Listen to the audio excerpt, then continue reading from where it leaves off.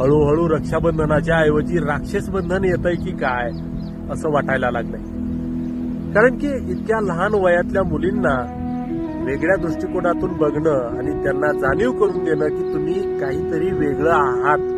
आपल्या बहिणीकडून राखी बांधून घेतली म्हणजे तिच्या रक्षणाची जबाबदारी आपल्या खांद्यावर येते असं नव्हे, तर समाजातील प्रत्येक बहिणीची जबाबदारी आपल्या खांद्यावर आहे असं समजा. अहो, मुलींनी निखळ बोलू नये का, हसू नये का, त्याच्याकडे वासनांद नजरेने बघू नका.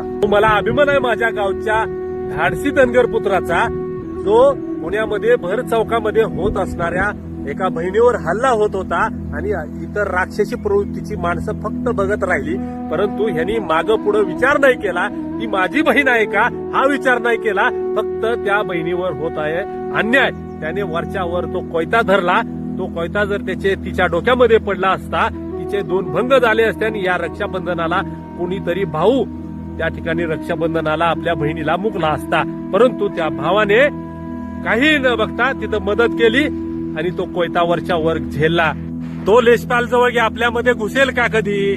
प्रत्येक बहिणीला हैवान रूपी नजरेने बघणाऱ्यांना राक्षस बंधनाच्या हार्दिक शुभेच्छा आणि प्रत्येक बहिणीला बहीण रूपी आणि माता रूपी बघणाऱ्या सर्व भावांना रक्षाबंधनाच्या हार्दिक शुभेच्छा.